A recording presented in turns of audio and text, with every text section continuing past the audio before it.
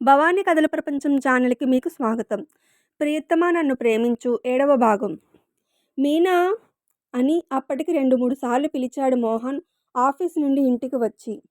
ఆమె రాలేదు. మీ మమ్మీ ఏదిరా అని హాల్‌లో సోఫాలో కూర్చుని టీవీ చూస్తున్న కూతురిని అడిగాడు. ఆ అని సాగదీసి, కొత్త ఇంటికి వచ్చింది కదా, పరిచయాలు పెంచుకుంటుంది అంది వైషు. ఏరా నీకింకా ఎవరూ ఫ్రెండ్స్ అవ్వలేదనా నీ ఉక్రోషం అని అన్నాడు తండ్రి. ఎందుకు బాబూ, నేనేమో కష్టపడి ఫ్రెండ్స్ని సంపాదించుకుంటుంటాను, మీరేమో ట్రాన్స్ఫర్ అని మళ్ళీ విడదీయడానికా అని తగవులా అంది. ఎందుకంత కోపం? ఏమో, ఈ ఊరిలో నీకు ఫ్రెండ్స్ కాబోయే వాళ్ళు నిన్ను వెతుక్కుంటూ ఇంటికే వస్తారేమో అని తండ్రి అంటున్నాడు. అంతలోనే మీనా ఆంటీ లేరా అని ఒక అమ్మాయి వీళ్ళ ఇంటి ముందు నిలబడి అడిగింది. లోపలికి రండి అని ఆహ్వానించి, ఆమె మా అమ్మ, నా పేరు వైశాలి, మీకేం కావాలి అని అడిగింది వైషు. నా పేరు ప్రియా, మీ పక్కింట్లోనే ఉంటాము, ఇప్పుడు నాకేమీ వద్దు, కొత్తగా ఇంటిలో దిగారు కదా, ఏమైనా అవసరమేమో అడుగుదామని మా మమ్మీ ఇక్కడికి వస్తే మీనా ఆంటీ మీ ఇంటిలో చేసిన గోంగూర పచ్చడి ఇచ్చారు. అదంటే మా డాడీకి చాలా ఇష్టం. రుచి చూసి చాలా బాగుందని వాళ్ళ అమ్మ అంటే మా నాన్నమ్మ గుర్తొచ్చిందని అన్నారు అని కాంప్లిమెంట్ ఇచ్చి, మీ బాక్స్ మీకు రిటర్న్ చేద్దామని వచ్చాను. నిజంగా ఆంటీ చేసిన పచ్చడి చాలా రుచిగా ఉంది అని చెప్పడం ఆపి, హౌ క్యూట్ యు ఆర్ అని వైషు బుగ్గలు గిల్లి, ఓకే వైషు బాయ్, నీకేమైనా అవసరమైతే నన్ను అడుగు, బాయ్ అంకుల్ అనేసి వెళ్ళిపోయిందామె. ప్రియ వెళ్ళిన వైపే చూస్తూ ఉండిపోయిన వైషు వైపు ఓరకంట చూస్తూ, హౌ క్యూట్ యు ఆర్ అని కూతురు బుగ్గలు గిల్లాడు తండ్రి. డాడ్ అని చిరుకోపంగా అనేసి తన గదిలోకి వెళ్ళిపోయిందామె. కిషన్ ఆఫీస్కి రెడీ అవుతున్నాడు. బాత్రూంలో క్రిష్ స్నానం చేస్తున్నాడు. ఇంతలో ఐషు దడేల్మని వాళ్ళ గది తలుపు తోసుకొని ఆ గదిలోకి వచ్చి అటూ ఇటూ గిరగిరా తిరిగి మంచం వెనక్కి వెళ్ళి దాక్కుంది. లైట్ పింక్ కలర్ చుడీదార్లో ఫ్రీగా వదిలేసిన కురులతో ఆమె అలా అటు ఇటూ తిరిగి దాక్కోవడం చూసి ఒక్క క్షణం అలా ఉండిపోయాడు కిషన్. అంతలోనే ఈ లోకంలోకి వచ్చినట్లుగా అయ్యి, ఐషు ఏంటిది చిన్నపిల్లలా, అయినా ఇది అబ్బాయిలు ఉండే గది, వచ్చే ముందు తలుపు కొట్టి రావాలని తెలియదా అని అడిగాడు కోపంగా. ష్, ఏం మాట్లాడకండి కిషన్ గారు, తలుపు తట్టి వచ్చేంత టైం నాకు లేదు, ఈసారి తప్పకుండా ఆ నియమం పాటిస్తాను అంది. అప్పుడే రోహన్ ఆ గదిలోకి వచ్చి, బాబాయ్ ఐషు ఇక్కడికి వచ్చిందా అని అడిగాడు. ఐషు ఏంట్రా, తను నీకన్నా పెద్దది కదా, పిన్ని అని పిలవాలి అన్నాడు కిషన్. సరేలే బాబాయ్, ఇంతకీ పిన్ని ఇక్కడికి వచ్చిందా అని మళ్ళీ అడిగాడు బాబు. వెంటనే ఐషు వైపు చూశాడు కిషన్. ప్లీజ్ చెప్పద్దు అని కళ్ళని చిన్నవి చేస్తూ బ్రతిమలాడుతున్నట్లుగా చేతి వేళ్లను ముడుస్తూ సైగ చేసింది. ఆ ఎక్స్ప్రెషన్ చూసి మనసులోనే నవ్వుకొని, లేదురా మీ పిన్ని ఇటు రాలేదు అన్నాడు. రాలేదా, నువ్వు చెప్పావు కదా బాబాయ్, నమ్మేస్తానులే అనుకొని అక్కడి నుండి వెళ్ళిపోయాడు బాబు. హమ్మయ్య, వెళ్ళిపోయాడు, నేనే గెలిచాను అని సంబరపడిపోతూ మంచం పక్క నుండి వచ్చి, థ్యాంక్స్ కిషన్ గారు, నాకు పెద్ద హెల్ప్ చేశారు అంది మురిసిపోతూ. ఏంటిదంతా అని అడిగాడు. మరేం లేదండి, ఇదొక గేమ్, దాక్కుంటే వెతికి పట్టుకోవాలి, ఓడిపోయిన వాళ్ళు గెలిచిన వారు ఏం చెబితే అది చేయాలి అంది. ఇప్పుడు వాడి చేత ఏం చేయిస్తావు అని కోపంగా అడిగాడు. ట్యూషన్ హోంవర్క్ అంది ఠక్కున. ఓహో, వాడితో హోంవర్క్ చేయించడానికే ఈ ఆటలా అని మనసులో అనుకొని, అయినా ఏంటి అండి గారు అంటున్నావు, మేము నీకు బావ వరసే కదా అవుతాము, అయితే పెదబావ చిన్నబావ అని పిలు, లేకపోతే క్రిష్ కిషన్ అని పిలు, అంతేగాని ఈ గారులు వడలు వద్దు అన్నాడు. పేర్లు మాత్రమే పెట్టి పిలవాలా? అమ్మో, ఇంకేమైనా ఉందా, మీరు మా బావగారి తమ్ముళ్ళు, మిమ్మల్ని అలా పిలవలేను అంది. మా పెద్దన్నయ్యని అలా పిలవకూడదు, కానీ మా ఇద్దరిని పేరు పెట్టి పిలవచ్చు అన్నాడు. సరేలేండి, ఇకపై ట్రై చేస్తాను అంది. అదిగో మళ్ళీ అండి అన్నాడు. సారీ బాయ్ అనేసి తుర్రున వెళ్ళిపోయింది. సారీ సారీ అని చిరాకుగా అనుకున్నాడు కిషన్. వైషు, పక్కనే ఉన్న సూపర్ మార్కెట్కి వెళ్ళి ఈ సామాన్లు తీసుకురా అమ్మా అంది తల్లి. ఆఫీస్ నుండి వచ్చేటప్పుడు డాడీ తెస్తారులే మమ్మీ అంది. ఈరోజు డాడీకి ఆఫీస్లో మీటింగ్ ఉంది, రావడానికి లేట్ అవుతుంది. ఇప్పుడు నువ్వు వెళ్ళి తీసుకురా అమ్మా అంది. నాకేంటి అని అడిగింది. ఎన్ని చాక్లెట్స్ కావాలంటే అన్ని కొనుక్కో అంది తల్లి.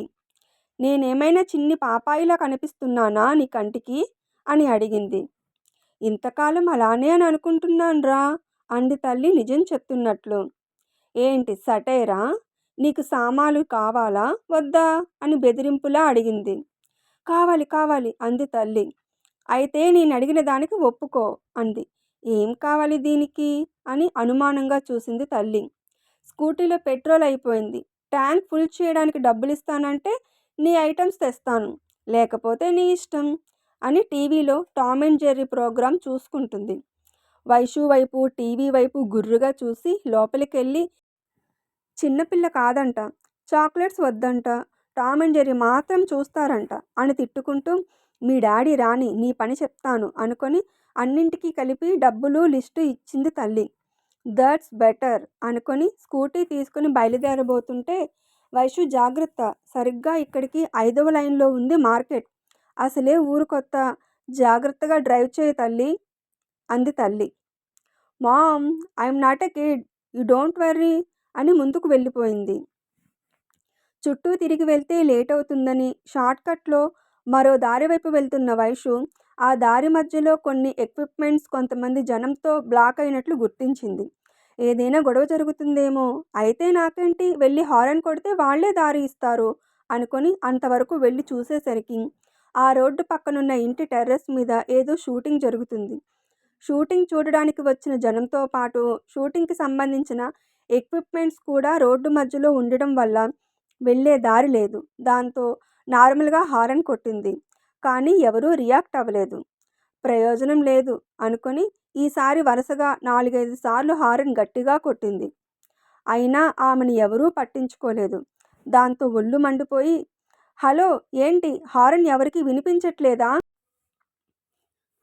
దారి వదలండి అని హారన్ కొడుతూనే అరుస్తుంది. ఆమె గోలకి గుంపులో నుండి బాయ్ బయటకు వచ్చి ఏంటి మేడం, షూటింగ్ జరుగుతుంటే న్యూసెన్స్ చేస్తున్నారు అని అడిగాడు. నేను న్యూసెన్స్ చేస్తున్నానా? షూటింగ్ పేరుతో దారిని బ్లాక్ చేసేసి న్యూసెన్స్ చేస్తున్నది మీరు అంది.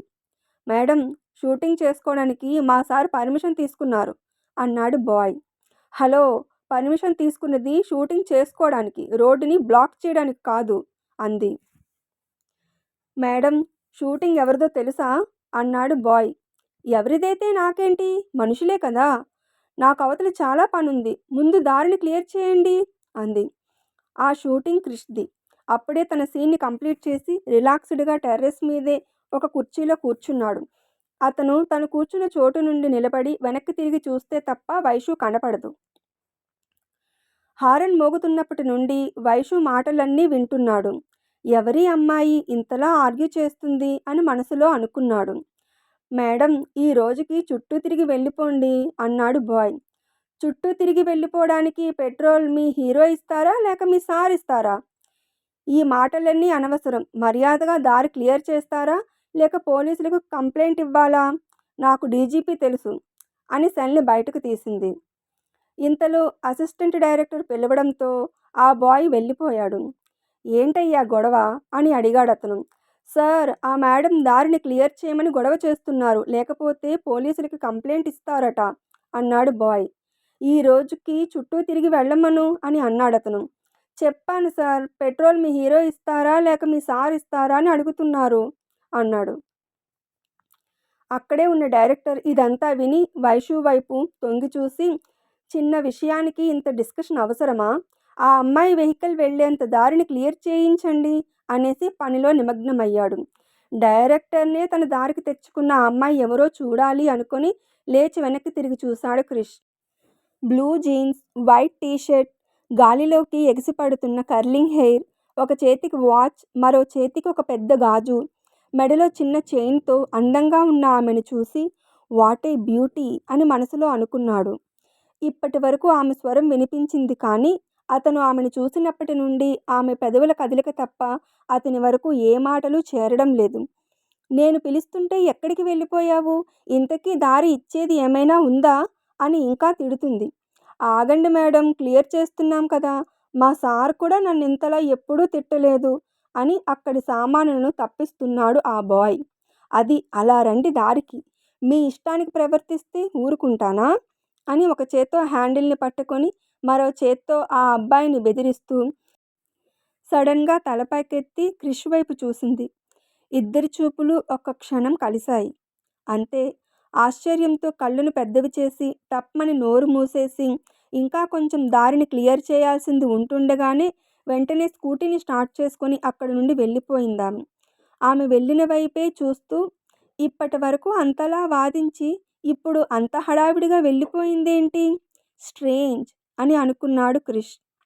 2 రోజుల తర్వాత తనకి బాగా క్లోజ్ అయిన ఫ్రెండ్ మ్యారేజ్కి గిఫ్ట్ కొనాలని ఒక షాపింగ్ మాల్కి తనని ఎవరూ గుర్తుపట్టలేనంతగా దట్టమైన పెట్టుడు గడ్డం, కళ్ళకు ట్రాన్స్పరెంట్ గ్లాసెస్ పెట్టుకొని వచ్చాడు క్రిష్. అన్ని ఫ్లోర్సు తిరిగి చివరికి టాప్ ఫ్లోర్లో ఒక గిఫ్ట్ని సెలెక్ట్ చేసి తీసుకొని వెళ్ళిపోవడానికి లిఫ్ట్ కోసం వెయిట్ చేస్తున్నాడు. లిఫ్ట్ రాగానే అతనితో పాటు ఇంకా 5గురు ఎక్కారు. లిఫ్ట్ నెక్స్ట్ ఫ్లోర్కి దిగుతుంది. 2 చేతులతో 4-5 బ్యాగులు పట్టుకొని కిందకి వెళ్ళడానికి కింద ఫ్లోర్లో అదే లిఫ్ట్ దగ్గర ఎదురు చూస్తుంది వైషు. లిఫ్ట్ ఆగగానే క్రిష్ తప్ప మిగిలిన అందరూ బయటకు వెళ్ళిపోయారు. వాళ్ళు వెళ్ళిపోగానే వైషు లిఫ్ట్ లోపలికి అడుగు పెట్టబోతూ క్రిష్ని చూసి ఓ మై గాడ్ క్రిష్ అని లిప్ మూమెంట్ ఇచ్చి ఆశ్చర్యంతో కళ్ళను పెద్దవి చేస్తూ లోపలికి వెళ్లకుండా ఇంచుమించు పరుగు పెట్టినట్లుగా మళ్ళీ షాప్స్ వైపు వెళ్ళిపోతుంది.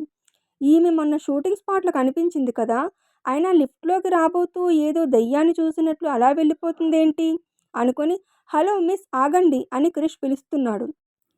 అయినా ఆమె వినకుండా పారిపోతున్నట్లుగా వెళ్ళిపోతుంటే వైషుని చూసి అతను ఆశ్చర్యపోయాడు.